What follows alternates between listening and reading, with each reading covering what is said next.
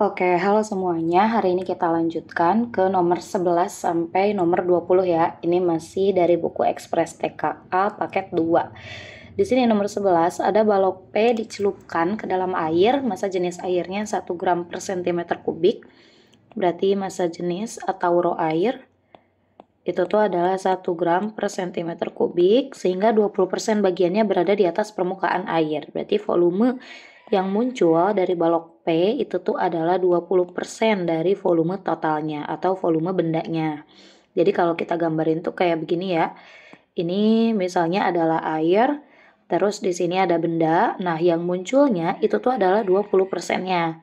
Sedangkan di bahasan ini kita tuh butuh yang tenggelamnya, teman-teman. Nah, yang tenggelamnya atau yang masuk di dalam airnya itu kan berarti 80%-nya ya. Berarti bisa kita tulis Vt adalah 80% dari volume bendanya. Kemudian ada balok Q diletakkan di atas balok P sehingga seluruh balok P tepat terendam di dalam air. Jika volume balok P itu tuh adalah 600 cm kubik, berarti tadi ini tuh adalah volume balok P ya bener ya. Ini P, ini punya P nih.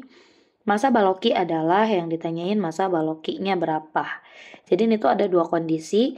Kondisi pertama itu adalah P doang.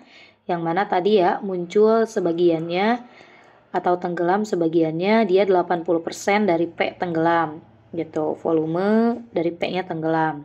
Kondisi yang kedua ya bolehlah ya di sini itu tuh adalah ditambahin katanya balok Q di atas balok P, seluruh balok P tepat terendam di dalam air. Nah, di sini keterangannya adalah yang tenggelam itu tuh P saja ya. Seluruh P itu tuh terendam di dalam air, teman-teman. Berarti kalau digambarin P-nya tuh dia di dalam nih, tapi Q-nya berarti masih di atas. Gitu. Ini adalah P dan ini adalah Q. Gitu ya. Ini adalah kondisi 1. Kondisi 1 dan ini adalah kondisi 2. Gitu. Nah, yang ditanyain adalah berapa massa balok Q. Di sini kalau mau tahu massa balok Q, berarti kan kita tinjau kondisi 2 kan ya, teman-teman, karena Q-nya ada di kondisi 2. Boleh kita tinjau si kondisi 2 dulu.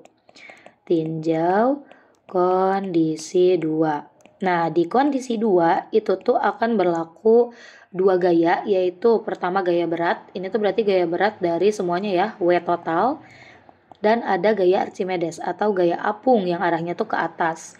Nah, gaya Archimedes itu tuh dia bakalan berlaku pada benda yang tercelup di dalam airnya saja, teman-teman. Kalau kita anggap kondisi 2 itu dalam keadaan seimbang, berarti kan sigma F-nya sama dengan 0.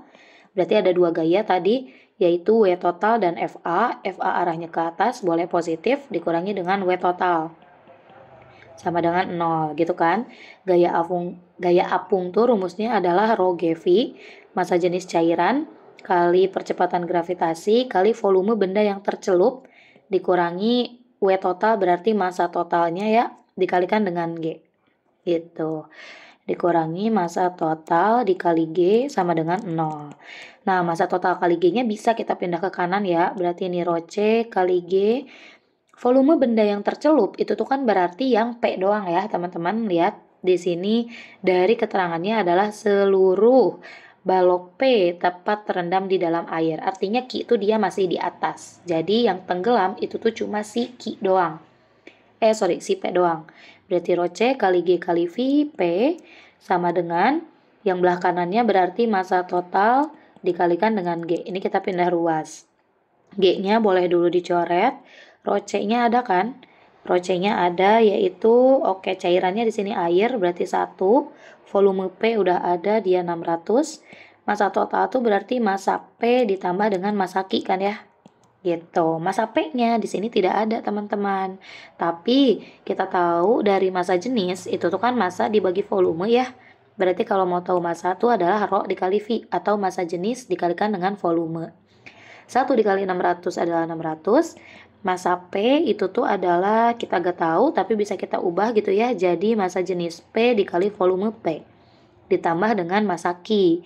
Massa Q-nya itu tuh adalah gak tahu karena itu yang ditanyain ya.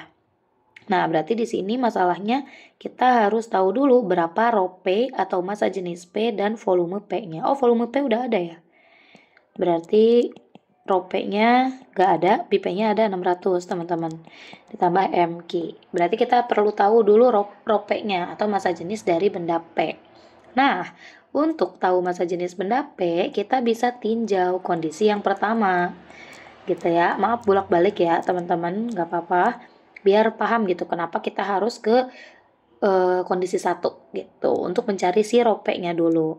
Di rho P di kondisi 1, ada 2 gaya yang bekerja juga, yaitu gaya berat, karena bendanya cuma 1 berarti gaya berat P ya, dan gaya apung atau gaya angkat ke atasnya. Sama kayak tadi, jika kondisinya ideal berarti sigma F-nya sama dengan 0, ada 2 gaya berarti FA-nya boleh yang positif dikurangi dengan WP sama dengan 0 gitu. Berarti kan kalau pindah ruas dulu FA sama dengan WP kan. Gaya apung tuh rho C kali G kali volume benda yang tenggelam. Sama dengan WP-nya berarti massa P dikalikan dengan G gitu. G-nya boleh bisa dicoret kayak tadi. Massa jenis C adalah cairan, cairannya adalah air, kali volume yang tenggelamnya tuh adalah ini ya, 80% dari volume P. Dari volume P sama dengan MP gitu. Nah, ini juga teman-teman bisa lihat kita tuh mau rho P ya. Tapi kayaknya kalau misalnya kita tahu MP juga bisa ya, teman-teman, gini nih. Jadi kita tahu cari MP-nya aja gitu, MP tambah MQ. Nah, MP-nya kita cari di sini. 1 kali 80% berarti 80%. P-nya kan ada ya, 600 sama dengan MP. 80% tuh berarti 80 per 100 kali 600 sama dengan MP. Ini nolnya boleh banget kita coret. Berarti tinggal 8 kali 6 ya. 8 kali 6 tuh 48. Berarti 480.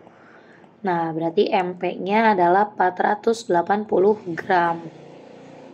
Sekarang kita tinggal masukin si MP-nya ke sini nih. Oke, maaf kalau berisik ya. Berarti ini 600 sama dengan MP-nya 480 tambah MQ-nya gak tahu berapa. 480 pindah ke kiri. Berarti 600 min 480 sama dengan MQ. 600 kurangi 480 itu adalah 120. Oke, berarti massa Q-nya 120 gram gitu. Jadi jawabannya adalah yang A. Sip, kita lanjutkan ke nomor 12. Ada balok A, masanya 30 kilo, berarti MA adalah 30 kg, diletakkan di atas meja kasar. Koefisien gesek kinetik adalah 0,4. Balok ini dihubungkan dengan balok B yang masanya adalah 15 kg. Massa talinya diabaikan, dililitkan pada katrol. Katrol berbentuk silinder pejal. Massa katrol adalah 10 kg dan memiliki permukaan kasar sehingga balok B tergantung bebas di sisi katrol. Berarti kalau kita gambarin tuh kayak begini ya. Jadi A tuh dia ada di atas sebuah permukaan, sedangkan B tuh dia ngegantung. Jadi ini adalah A, terus ini ada katrol gitu, terus ini ada B yang ngegantung. Gitu. A-nya tuh dia kasar ya, ada di permukaan kasar. Yang ditanyain adalah mana pernyataan yang benar ya. Yang pertama itu adalah kedua balok gerak dengan percepatan. Berarti ini A-nya nih. Yang kedua itu adalah tegangan tali pada B. Dan yang ketiga adalah tegangan tali pada A. Oke, untuk ngerjain soal ini, teman-teman harus definisikan dulu gaya-gaya apa saja yang bekerja pada si baloknya. Kita mulai dari B dulu ya, yang simple. Di B itu berarti ada gaya berat B. Terus di ke atasnya itu adalah gaya tegangan tali B, gitu kan? Di A juga sama, dia bakal ada gaya tegangan tali A. Karena A tuh kasar, berarti akan ada gaya gesek. Di sini gaya geseknya akan berlawanan dengan gerak benda ya. Berarti gaya geseknya ke kiri. Jadi ini kita asumsiin dulu kalau misalnya B itu akan narik benda ke bawah, ini berarti arah pergerakan B. Terus yang A tuh dia bakalan ke kanan. Ini adalah gerak yang A. Terus di A itu tuh dia bakal ada dua gaya lagi yang arahnya tuh vertikal ya. Ada WA gitu ya, dan ada NA. Sip. Nah, pertama yang harus teman-teman lakukan itu tuh kita cari dulu berapa besar gaya normal A-nya ya, boleh. Nih, berarti kan di daerah sumbu Y ada 2 ya, berarti sigma F sama dengan 0, karena gayanya atau benda A-nya dia tuh geraknya di dalam daerah horizontal. Berarti di dalam sumbu Y itu tuh tidak ada pergerakan atau diam, makanya berlaku hukum pertama yaitu sigma F sama dengan 0. Ada dua yaitu NA dan WA, berarti boleh salah satu positif, NA positif, min WA sama dengan 0, berarti NA sama dengan WA, di mana NA, WA tuh rumusnya adalah MA kali G berarti. MA-nya udah ada 30, berarti 30 kali 10 ya. 30 kali 10 adalah 300 Newton. Sip. Sekarang kita akan tinjau benda A.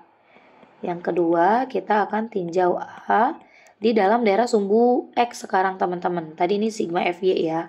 Di daerah sumbu X, dia kan pasti bakalan bergerak ya. Yaitu berarti berlaku hukum kedua, MA dikalikan dengan A, massa dikali percepatan. Ada dua gaya, TA dan FG. TA arahnya ke kanan, searah dengan asumsi pergerakan A tadi, berarti positif. Berarti TA, FG-nya negatif karena ke kiri, berarti min FG sama dengan MA dikalikan dengan A. Berarti TA min FG itu berarti mu kali N. N-nya adalah NA, karena berlakunya cuma di NA aja, sama dengan MA dikalikan dengan A.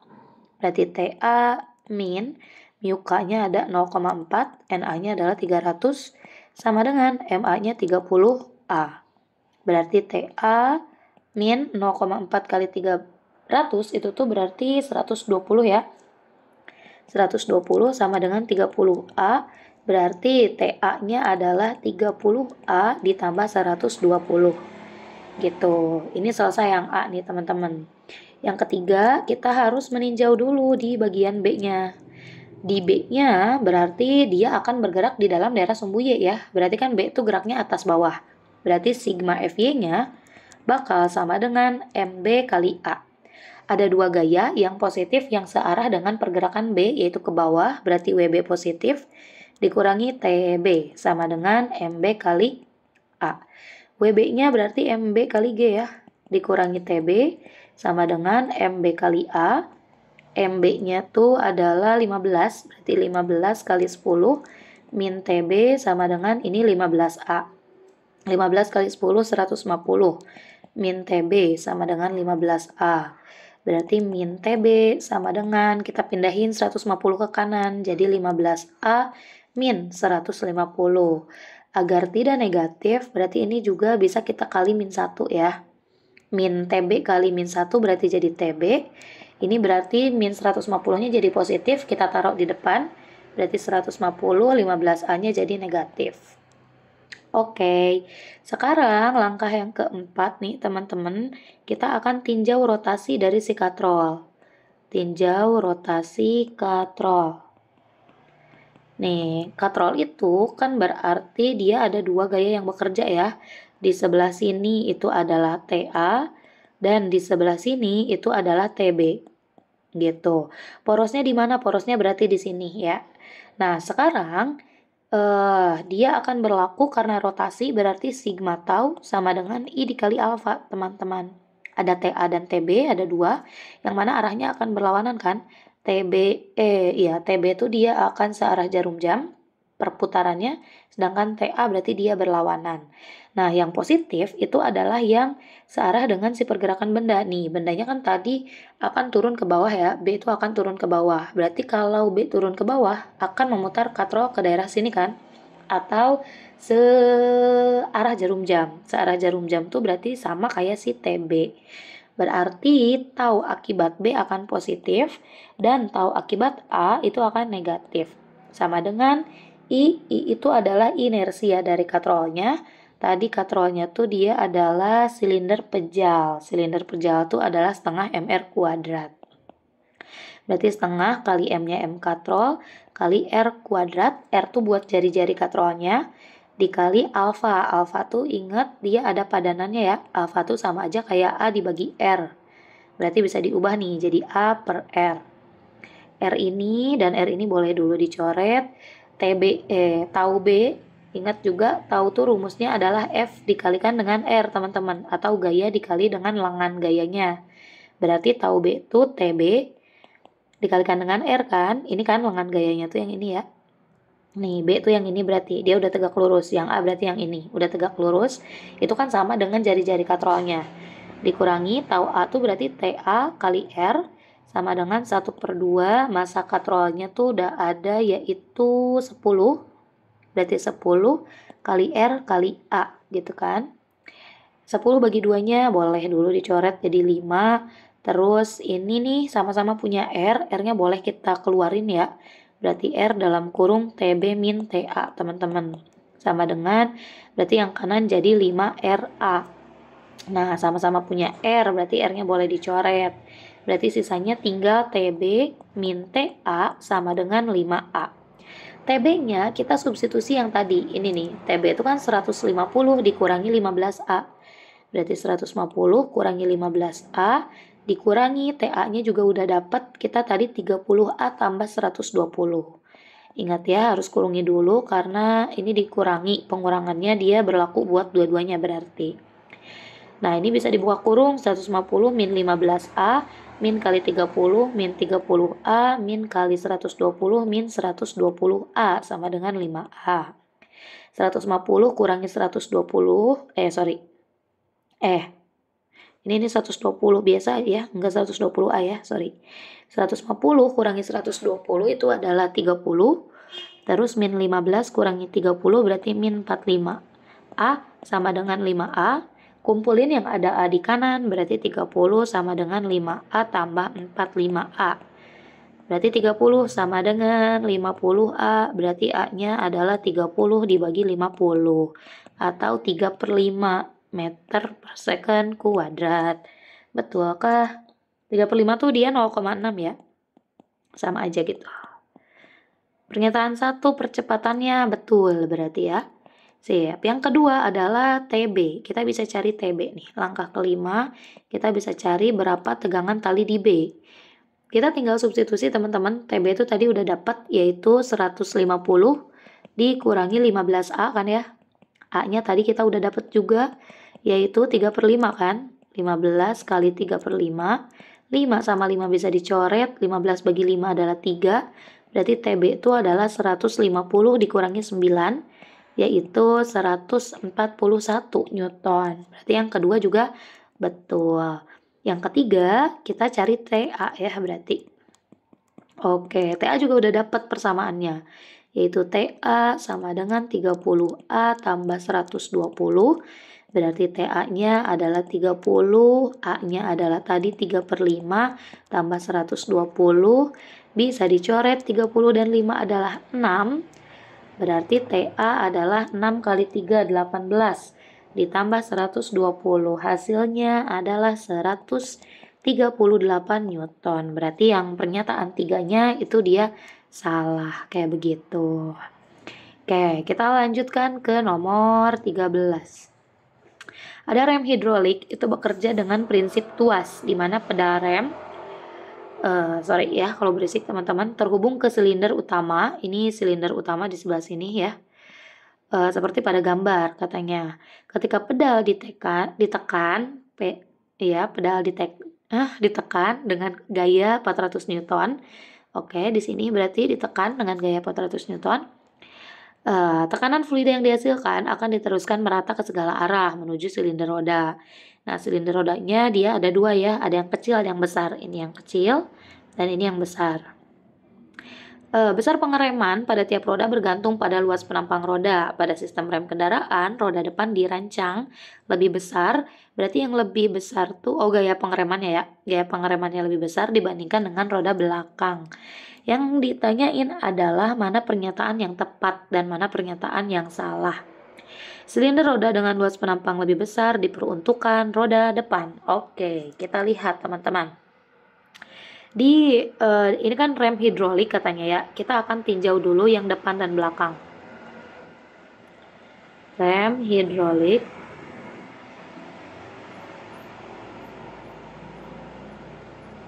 Oke, untuk si roda depan dan belakang. Nah, yang rem hidrolik ini dia akan berlaku yang namanya hukum Pascal. Hukum Pascal. Kalau teman-teman ingat hukum Pascal itu kan berarti tekanan A bakal sama dengan tekanan B ya. Di sini tekanan A tekanan B-nya tuh adalah boleh roda depan atau roda belakang. gitu. Kita anggap ini adalah yang kecil gitu ya. Ini yang kecil berarti tekanan kecil, tekanan yang kecil. Yang kecil tuh berarti yang ini ya, yang 5 cm kuadrat nih, bakal sama berarti dengan tekanan yang besar gitu. Yang besar tuh adalah yang bawah, yang 20. Nah, sekarang lihat atau ingat kalau misalnya hukum Pascal tuh tekanan bakal sama dengan F dibagi dengan A. Nih, tekanan di A itu akan sama dengan tekanan di B. Tekanan di yang kecil itu sama dengan tekanan yang besar. Kalau misalnya dia luas penampangnya kecil, berarti tekanannya akan besar gitu ya. Oh, atau kita lihat hubungan tekanan gaya dan tekanan deh ya. Sorry, gaya dan luas. Berarti tekanan tuh adalah F dibagi A, berarti A tuh akan sama F per F ya, per P ya, sorry. Artinya kalau A-nya besar, berarti kan gayanya bakalan besar nih. Gayanya bakalan besar. Begitu juga ketika A-nya kecil, berarti si F-nya bakalan kecil. Nih, kata si teks adalah pada sistem rem kendaraan, roda depan dirancang menerima gaya pengereman lebih besar. Berarti F-nya besar, itu tuh untuk roda depan. Nih, berarti yang besar-besar ini adalah untuk roda depan, sedangkan yang kecil itu tuh berarti untuk roda belakang. Roda belakang. Kita lihat pernyataan yang satu. Silinder roda dengan luas penampang lebih besar, berarti yang besar digunakan untuk roda depan. Yang besar, nih ya, yang besar digunakan untuk roda depan. Betul berarti ya teman-teman. Yang pertama adalah benar. Yang kedua, tekanan hidrostatik yang dihasilkan silinder utama adalah 5 Newton per cm kuadrat. Nah, untuk tahu ini, itu tuh sebetulnya bingung teman-teman. Kenapa bingung? Karena yang nomor ini tuh ya, yang kedua. Yang ditanya itu kan tekanan di utama ya, tekanan di silinder utama. Itu tuh berarti tekanan di yang utama tuh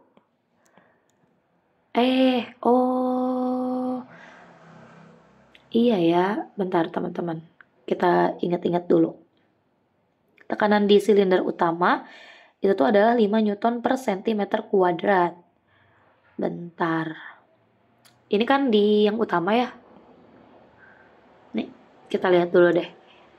Tekanan di sini, di silinder roda yang depan, kita ganti dulu ya. Ini silinder roda yang kecil. Yang kecil tuh untuk yang belakang ya. Belakang sama tekanannya nih ya. Dan silinder yang di depan, itu kan tekanannya sama nih ya. Tekanannya sama kan. Itu tuh didapat berarti dari tekanan yang di depan, gak sih? Ya kan? Kita coba dulu nih, berarti tekanan yang utama itu tuh adalah tekanan dari silinder yang roda belakang ditambah dengan tekanan dari silinder roda depan. Ya kan? Utamanya tuh kita gak tahu berapa, karena itu yang mau kita cari nih. Yang di belakang itu tuh kan berarti F dibagi dengan A. Oke, tapi F-nya bentar teman-teman. Nah, ini tuh kenapa bingung? Ini tuh karena gak ada luas permukaan dari silinder depan, teman-teman. Karena kan tekanan tuh dia adalah F dibagi dengan A ya. Sedangkan F-nya ada tuh, 400 ini tuh kan bisa kita cari ya berapa. Sedangkan A-nya tuh dia gak ada luas penampang si silinder depan. Nah, luas si ininya berapa? Makanya bingung gitu ya. Luas si ininya nih, luas ini nih. Luas itunya berapa? Makanya bingung. Nah, nomor 2 tuh kalau misalnya kita lihat di kunci jawaban ya, nanti tuh kita cari dulu si F-nya. F-nya kan bisa dicari, boleh kita cari F dulu deh ya. Nih, kita cari F tuh berarti dari sini, dari konsep ini. Nih, ini kan ada tumpuan katanya ya. Kalau kita gambar, nah yang sebelah sini kita gambar ulang. Berarti kan gambarnya tuh gini nih. Ini ada tumpu, dari tumpu ke sini adalah 5 cm. Di sini ada pedal, ada F sama dengan 400. Dari sini ke sini adalah 40 cm. 40 cm. Gitu kan? Nah, sekarang Mari kita cari berapa gaya yang bakalan dirasakan oleh si ini nih. Siapa? Si remnya gitu ya. Bukan dari pedal ya, tapi dari yang akan didistribusikan ke sebelah sini dan sebelah sini. Ini tuh bakalan kayak konsep tuas. Jadi F dikalikan dengan LK akan sama dengan W dikali LB gitu. Nah, F-nya itu tuh kan berarti 400 nih. Berarti kan boleh itu tuh kita tulis ya 400. LK-nya jarak dari gaya ke tumpu atau lengan kuasa. Tumpunya kan ada di sini nih. Oke, kita ganti dulu. Nah, tumpunya ada di sini, ini adalah F-nya. Berarti dari sini ke sini kan, itu adalah LK 40 cm atau 0,4. Oke, W-nya gak tahu nih, W itu adalah yang akan ngasih ke sini, itu adalah W. LB lengan bebannya berarti dari sini ke sini, yaitu 5 cm kan, atau 0,05. 400 dikali 0,4 tuh berarti 160 sama dengan W kali 0,05. Berarti 160 per 0,05 kan untuk cari W. Berarti W-nya tuh adalah 3200 Newton teman-teman. Jadi gaya yang akan dirasakan oleh si remnya gitu ya, yang bakal didistribusikan ke ban depan dan belakang itu tuh adalah 3200 Newton. Nah, untuk nyari tekanan itu kan kita butuh F dibagi dengan A ya. F-nya udah ada yaitu 3200. Masalahnya kita tuh gak tahu berapa luas ininya nih, luas penampangnya. Dari sini ke sininya tuh kita gak tahu luas penampangnya tuh berapa. Gitu. Tapi kalau di kunci jawaban tuh dia udah diketahui nilainya tuh adalah 10, teman-teman. Tapi kita gak tahu 10 itu dia dari mana. Gitu ya. Jadi kalau kita ikutin kunci jawaban mungkin ini soalnya kurang gitu ya. Jadi harusnya udah diketahui kalau misalnya luas silinder utamanya adalah 10, berarti kan 320 Newton per cm kuadrat. Karena 10 di sini adalah 10 cm kuadrat. Tapi tetap salah ya. Hehe. Nah, tapi ini tuh ya tadi membingungkan karena A-nya dia tidak diketahui. Tapi itu kayaknya kesalahan soal. Karena di kunci jawaban dia udah ada si nilai A-nya. Kayak gitu. Mari kita lihat yang nomor 3 ya. Gaya pengereman yang dihasilkan pada tiap silinder roda kecil itu adalah 20. Oke. Ingat tekanan itu kan dia akan akan disebarkan gitu ya. Tekanannya berarti bakal sama nih F per A. Tekanannya tuh berdasarkan hukum Pascal akan sama besar, berarti sama 320. F-nya gak tahu. A-nya untuk roda kecil itu tuh adalah yang 5, berarti ya yang ini nih 5 cm kuadrat. Oke, sorry ya teman-teman kalau berisik. Ini 5-nya pindah ke kiri, berarti F-nya adalah 320 kali 5. 320 kali 5 adalah 1600 Newton. Ini juga salah. Gitu teman-teman. Ya, nomor ini mungkin bisa di skip dulu aja gitu ya. Karena kayaknya nomor 2-nya dia infonya kurang gitu, kayaknya kurang dari sananya. Sip, kita lanjut aja ke nomor 14. Ada sayap pesawat itu dirancang sedemikian rupa sehingga dapat mengatur laju aliran udara di bagian atas dan bawah. Pengaturan laju udara berkaitan dengan gaya angkat pesawat yang sangat diperlukan saat pesawat akan lepas landas atau mendarat. Berdasarkan hal tersebut, beri tanda centang pada kotak untuk setiap pernyataan berikut yang benar. Pertama, besar gaya angkat pesawat sebanding dengan luas permukaan sayap. Nah, kalau teman-teman ingat di gaya angkat pesawat, kalau nggak salah penurunan rumusnya tuh udah kita bahas di yang paket 1 ya, biar kita gak ngulang-ngulang terus. Rumusnya itu adalah F1 min F2 sama dengan 1/2 rho A dikalikan dengan V1 kuadrat dikurangi V2 kuadrat. Nah, F1 min F2 ini itu tuh adalah gaya angkat pesawat. Gaya angkatnya. Nah, berarti pernyataan 1 dia itu betul ya. Gaya angkat F1 min F2-nya dia memang sebanding. F1 min F2-nya dia memang sebanding dengan A. A-nya dia juga sama posisinya ada di atas. Gaya angkat pesawat sebanding dengan massa jenis udara. Yang nomor 2 juga betul, teman-teman. Gaya angkat pesawat F1 min F2-nya sebanding dengan massa jenis udara. Ini rho-nya nih. Berarti yang kedua juga betul. Yang nomor 3, saat pesawat akan lepas landas, laju udara di bagian atas diatur lebih besar daripada laju udara di bagian bawah sayap. Oke, berdasarkan si prinsip Bernoulli gitu ya, tekanan itu dia bakalan berbanding terbalik dengan kecepatan gitu ya teman-teman. Tekanan tuh akan berbanding terbalik dengan kecepatan. Artinya kalau tekanannya besar berarti kecepatannya dia bakalan kecil, dan ketika tekanannya kecil dia tuh kecepatannya akan besar. Kalau misalnya di sayap pesawat, ini misalnya sayap pesawat kayak gini ya, ketika dia akan lepas landas, berarti kan dari bawah ada tekanan, dari atas juga sama ada tekanan. Ini tekanan atas, ini tekanan bawah. Lepas landas itu kan berarti dia mau naik ke atas kan, artinya tekanan bawah dia harus lebih besar daripada tekanan yang ada di atas. Gitu. Kalau tekanan bawahnya besar, berarti kan kecepatan udara di bawah bakalan kecil ya, teman-teman.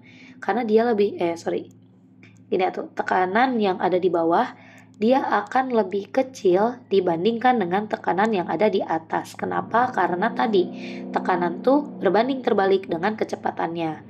Yang tiga, pesawat akan lepas landas, laju udara di bagian atas, berarti ini nih, diatur lebih besar daripada laju udara di bagian bawah. Jawabannya ini adalah betul.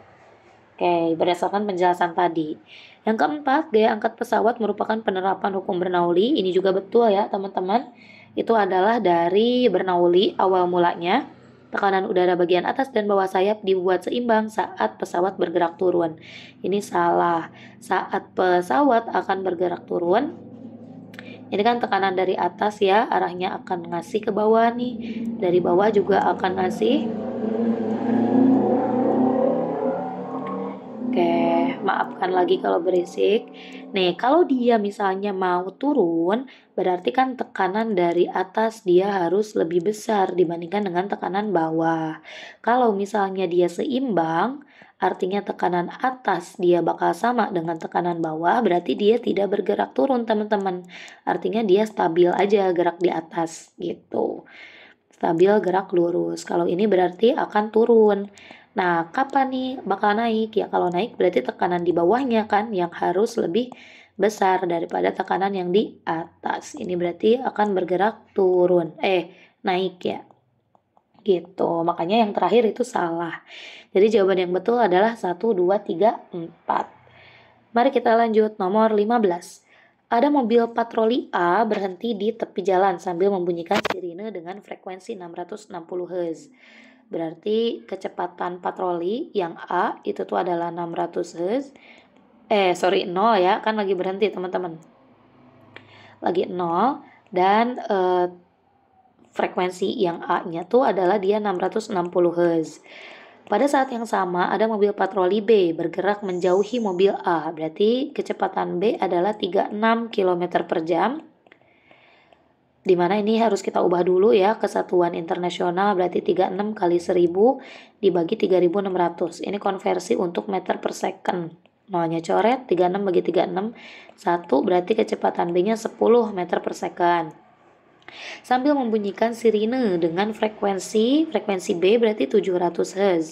Jika cepat rambat di udara adalah 340 meter per second, frekuensi layangan. Oke, yang ditanyain itu adalah frekuensi layangan di mobil patroli A ya.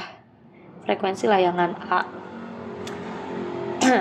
Nah, apa itu frekuensi layangan? Frekuensi layangan tuh berarti dia tuh adalah selisih frekuensi yang didengar oleh si orang itu gitu. Jadi kan tadi A tuh dia udah di dalam mobil dan menyalakan sirine. Berarti dia mendengar frekuensi dari mobil itu kan, yaitu sebesar 660 Hz. Selain itu, dia juga ada pada saat yang sama ada mobil B tuh, dia juga ngeluarin sirine. Berarti orang di mobil A dia bakal ngedenger sirine dari B juga. Tapi masalahnya B tuh dia sambil gerak, teman-teman.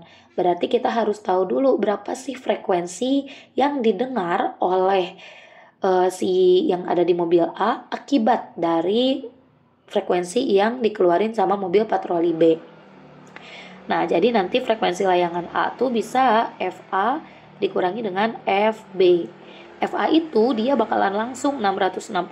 Kenapa? Karena dia nggak bergerak kan, mobil A-nya tidak bergerak dan si orangnya tuh lagi di dalam mobil A.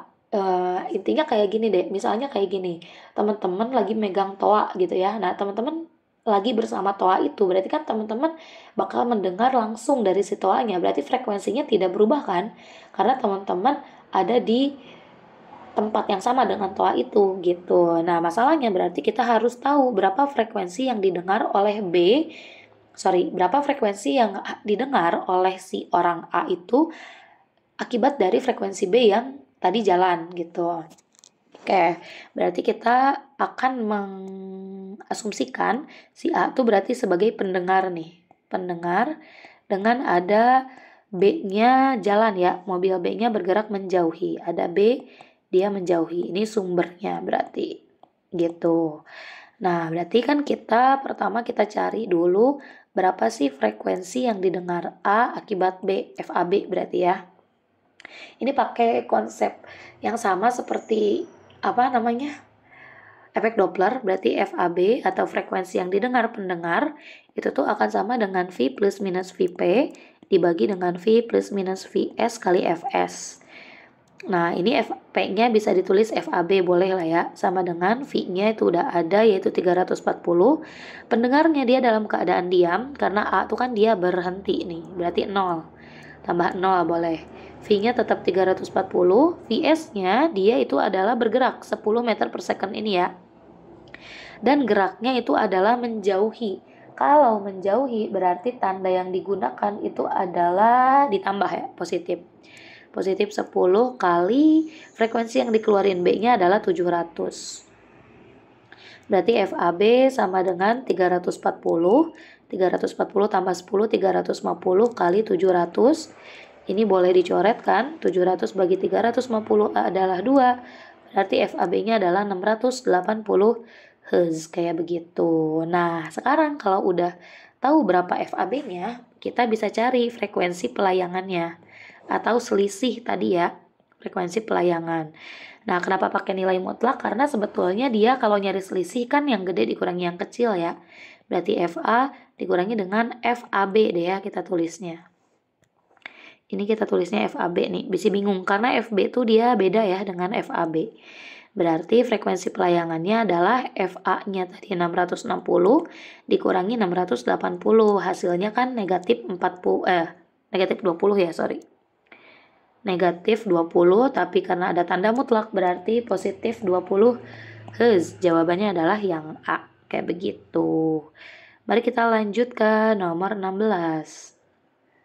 Ada sebuah mesin di pabrik ketika dinyalakan menghasilkan taraf intensitas, berarti TI adalah 20 desibel pada jarak 10 meter.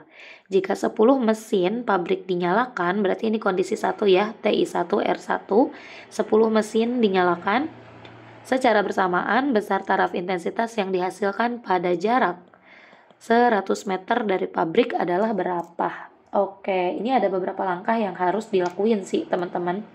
Untuk mencari berapa sih taraf intensitas yang didengar ketika sumber bunyinya banyak, itu tuh rumusnya adalah TIN sama dengan TI1 ditambah dengan 10 log N. Dimana ini N-nya udah ada ya, yaitu sama dengan 10 teman-teman. Nah, TI1 juga teman-teman jangan terkecoh, oh ini udah ada 20 desibel gitu, tapi bukan itu. Kenapa? Karena ini jaraknya beda. Kalau yang pertama, yang 20 desibel itu adalah di jarak 10 meter kan. Sedangkan TI1 yang kita inginkan adalah di jarak 100 meter. Jadi kita harus cari tahu terlebih dahulu berapa TI1 atau taraf intensitas satu mesin ketika di jarak 100 meter. Gitu ya. Berarti kita harus cari dulu TI1-nya nih. TI1 bisa dicari pakai rumus ini. TI1 itu adalah 10 log, bentar, TI1-nya berarti bisa dicari dari 10 log I per I0. I0-nya itu tuh harusnya teman-teman ingat ya, itu tuh intensitas ambang pendengaran 10 min 12 watt per meter persegi. Nah, ini masalahnya I-nya juga gak ada ya, intensitas untuk satu buah mesin pabrik di jarak 10 meter. I-nya dia gak ada. Berarti harus kita cari juga ini I-nya. Gitu. Cara nyari I bagaimana? Berarti nyari I itu bisa gunain perbandingan. Bentar. Berarti I1 I1 per I2 itu akan sama dengan R2 kuadrat per R1 kuadrat. Begitu. Tapi maaf teman-teman, tapi di sini nih intensitas untuk satu bunyinya juga gak ada kan? Ya, berarti kita harus cari tahu dulu nih intensitas untuk satu bunyinya di jarak 10 meter. Ini kan nih yang gak ada I1, dia tidak ada. Berarti harus dicari dari TI1. TI1 sama dengan 10 log I per I0 gitu. Nah, kalau bingung mari kita cobain lah ya. Berarti pertama nih, kita harus cari TI1 dulu. TI1 itu apa? TI1 di sini adalah taraf intensitas untuk satu bunyi atau satu sumber gitu ya. Satu sumber pada jarak pada jarak 10 meter. Bukan TI1 ya, cari I1 dulu. I1. Nah, tadi pakai itu rumusnya ya. TI1 sama dengan 10 log I1 per I0. TI1 nya udah ada yaitu 20 sama dengan 10 log I1 nya gak tahu, I0 nya adalah 10 pangkat min 12. 10 di sini boleh pindah dulu ke kiri, berarti 20 per 10 kan sama dengan log I1 per 10 pangkat min 12. 20 per 10 adalah 2 sama dengan log I1 per 10 min 12. Ini yang 2 di sini bisa diubah jadi log 100 ya. Log 100 atau log 10 pangkat 2 kan itu kan adalah 2 ya. Sama dengan log I1 per 10 min 12. Sama-sama fungsi logaritma, berarti kan boleh dihilangkan ya fungsi logaritmanya. Jadi 10 pangkat 2 sama dengan I1 per 10 min 12. Berarti I1-nya adalah 10 pangkat 2 kali 10 pangkat min 12. Berarti I1 adalah 10 min 10 desibel. Ini adalah intensitas bunyi untuk satu suara gitu ya, satu mesin pada jarak 10 meter. Nah, sekarang yang kedua, kita akan cari I2. Sorry kalau berisik ya teman-teman. I2 itu apa? Berarti I2 itu adalah intensitas untuk satu bunyi. Ini juga sama ya, masih satu bunyi. Satu mesin, atau ya boleh kita tulisin mesin karena mesin ini tuh satu mesin pada jarak 100 meter. Gitu. Berarti kan I1 per I2 pakai rumus tadi sama dengan R2 kuadrat per R1 kuadrat. I1-nya udah ada 10 min 10, I2-nya gak tahu. R2-nya adalah di 100 meter kan, berarti 100 kuadrat. R1-nya itu tuh adalah tadi di jarak 10 meter, berarti 10 kuadrat. Ini berarti 10 pangkat min 10 per I2. 100 kuadrat itu kan berarti 10.000 ya. 10.000 itu 10 pangkat 4 dibagi 10 pangkat 2. Berarti ini 10 pangkat min 10 per I2. Ini berarti 10 pangkat 4 dikurangi 2, 2. Berarti I2-nya itu adalah 10 pangkat min 10 dibagi 10 pangkat min 2. Artinya berarti 10 pangkat kok min 2 ya? 10 pangkat 2 ya, sorry. Per 10 pangkat 2 ya, tetap berarti 10 min 12 watt per meter kuadrat. Ini adalah intensitas bunyi di jarak 100 meter. Oke, sekarang kita akan cari berapa taraf intensitasnya teman-teman. Yang ketiga kita akan cari TI untuk satu mesin gitu ya. Ini juga masih sama, satu mesin pada jarak 100 meter. Berarti tadi rumusnya TI2 sama dengan 10 log I2 per I0 berarti gitu ya. Berarti TI2 sama dengan 10 log I2-nya itu adalah 10 min 12, I0-nya juga 10 min 12. Berarti TI2 sama dengan 10 log 10 min 12 dibagi 10 min 12 itu kan 1 ya. Log 1. Nah, log 1 itu tuh adalah 0 kan teman-teman. Karena kan gini ya, log 1 tuh berarti 10 pangkat 0 kan. Nah, berarti kan ininya pangkatnya 0 nih. Berarti TI2 tuh adalah 0. 10 kali 0 gitu nantinya. Wah, ini panjang-panjang hasilnya 0 gitu, gak apa-apa ya. Berarti 0 desibel. Taraf intensitas dari satu mesin di jarak 100 meter. Nah, sekarang yang ditanyain adalah bagaimana kalau ada 100 mesin. Di sinilah ya. Sorry teman-teman semua. Aduh, sorry. Nah, yang keempat kita akan cari bagaimana jika ada TI 100. Berarti kan tinggal TIN sama dengan TI1. TI1 tuh berarti buat taraf intensitas satu bunyi di jarak 100 meter ya. Di sini kan jaraknya kita tulisnya adalah TI2 ditambah 10 log N. N-nya 100, berarti TI 100. TI2-nya adalah 0 ditambah 10 log 100. Berarti TI 100. Berapa sih ininya tuh bunyinya tuh? 10 ya, 10 mesin. Sorry. Berarti 10 log 10 ini tuh. Sorry. Gak apa-apa lah ya. Berarti TI 10 sama dengan ini log 10, 0 ditambah 10, log 10 adalah 1. Berarti TI 10-nya adalah 10 desibel. Begitu teman-teman. Berarti jawabannya adalah yang ini ya. C gitu. Mari kita nomor 17. Di sini ada inframerah adalah salah satu jenis gelombang elektromagnetik yang memiliki panjang gelombang lebih panjang daripada cahaya tampak. Gelombang ini banyak dimanfaatkan dalam kehidupan sehari-hari baik di bidang teknologi, kesehatan maupun industri. Berikut yang merupakan salah satu contoh pemanfaatan gelombang inframerah adalah yang mana aja? A. Mendeteksi gempa bumi. Bukan ya, mendeteksi gempa bumi itu dia nggak pakai gelombang elektromagnetik teman-teman. Dia tuh pakai getaran sebetulnya. Jadi bukan pakai si gelombang elektromagnetik ya. Ini tuh kan lagi ngobrolin gelombang elektromagnetik. B. Mendeteksi kerusakan pada material. Bukan. Mendeteksi pada kerusakan material tuh biasanya dia adalah gelombang mikro atau gelombang sinar X gitu atau sinar X itu juga bukan. Terapi nyeri pinggang, nyeri otot dan nyeri sendi, inilah jawabannya menggunakan inframerah. Kalau teman-teman gimana sih cara tahu kalau itu tuh dia pakai inframerah ataupun gelombang sinar X dan lain sebagainya, itu tuh sebetulnya harus sering-sering baca fungsi dari masing-masing gelombang sih gitu. Kadang ada yang bisa kita bayangkan dalam kehidupan sehari-hari kayak microwave untuk memanaskan makanan gitu ya.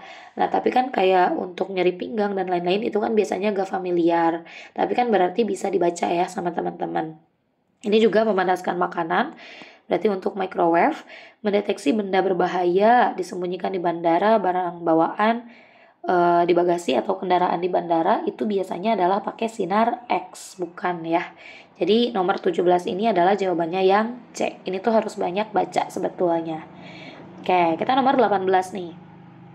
Pak Darmawan itu tuh harus menggunakan kacamata berlensa 1,5D, artinya kekuatan lensanya atau P-nya adalah 1,5 dioptri. Tanda positif itu berarti dia pakai lensa cembung ya teman-teman. Lensa cembung, yang mana kalau lensa cembung tuh lensa positif gitu.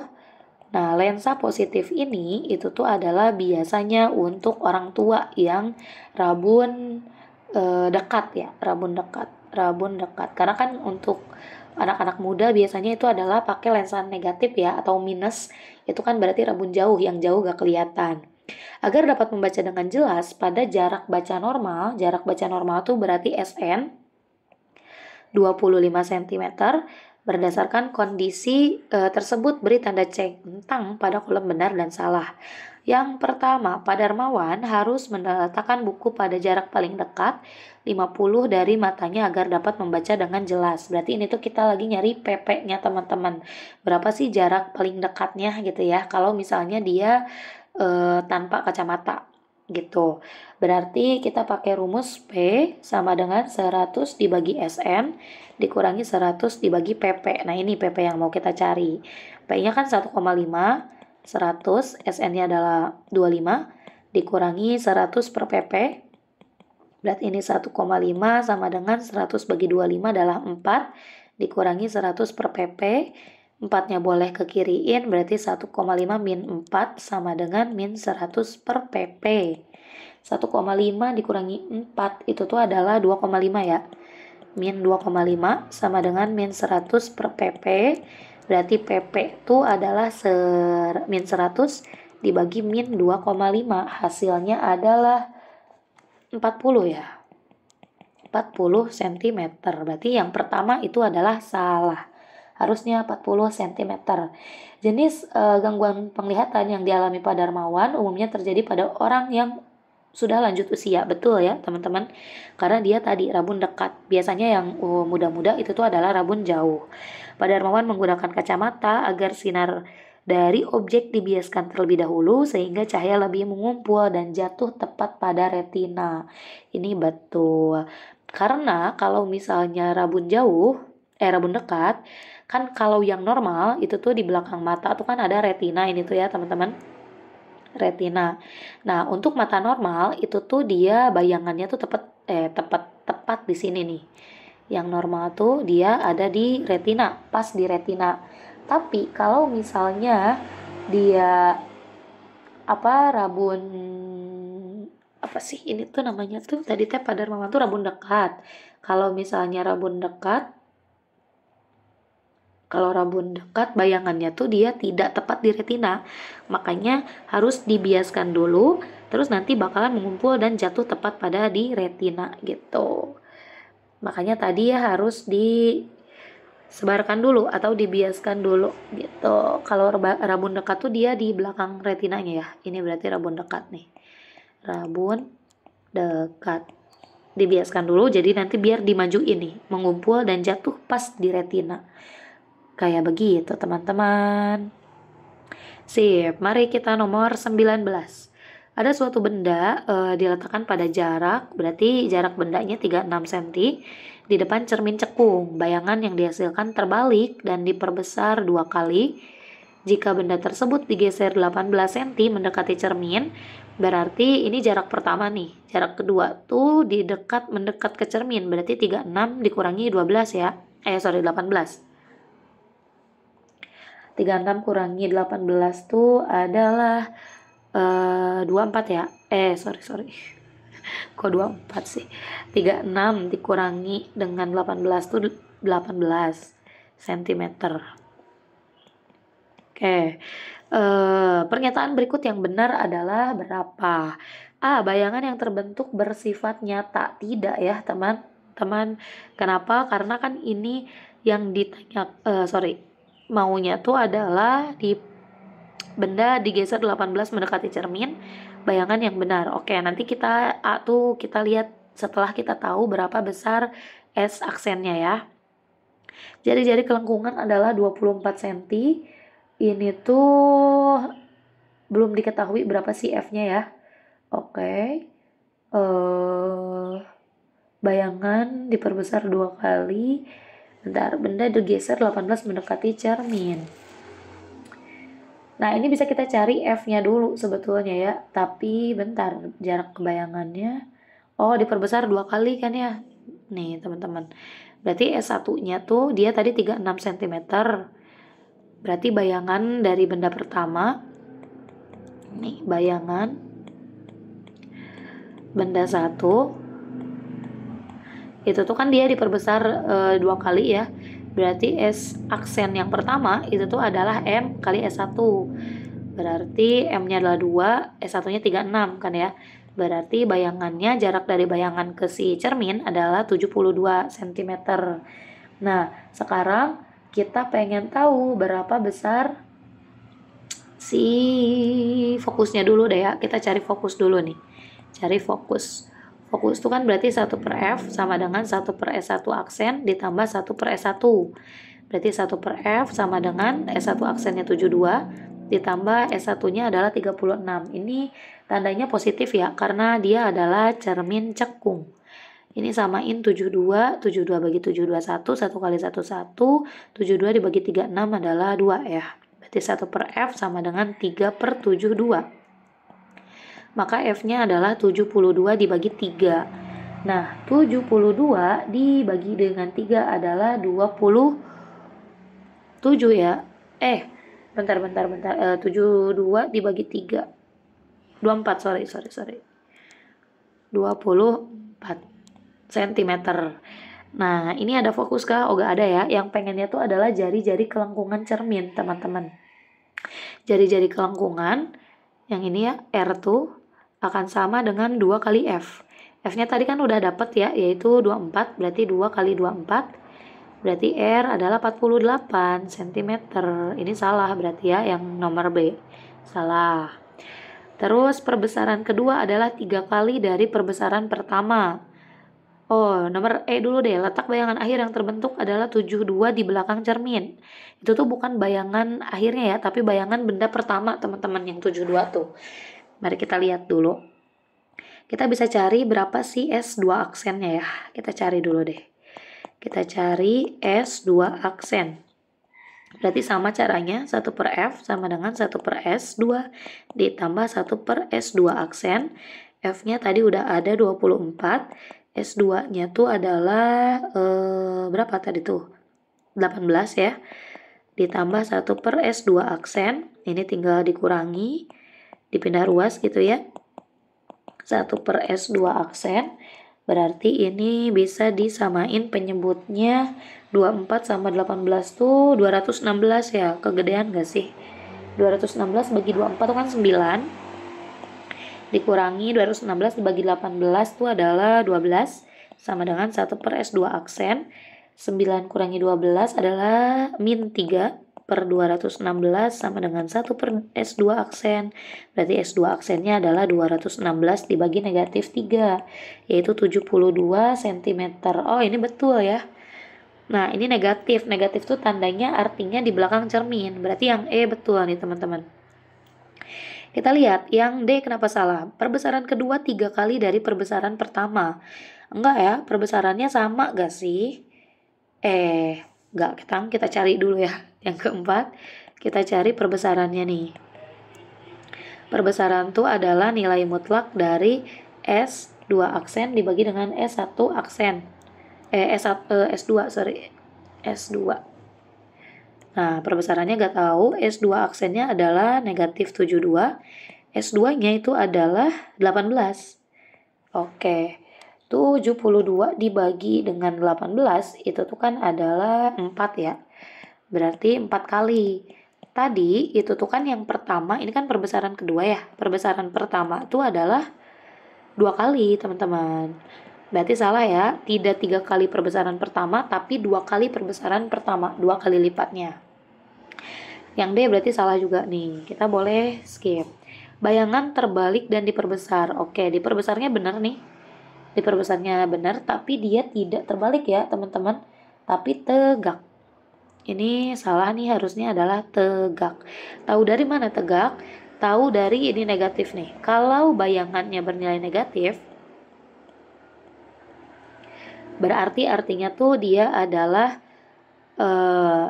terbalik. Tegak. Bayangannya tuh berarti dia adalah tegak, nyata dan tegak. Nyata dan tegak. Gitu.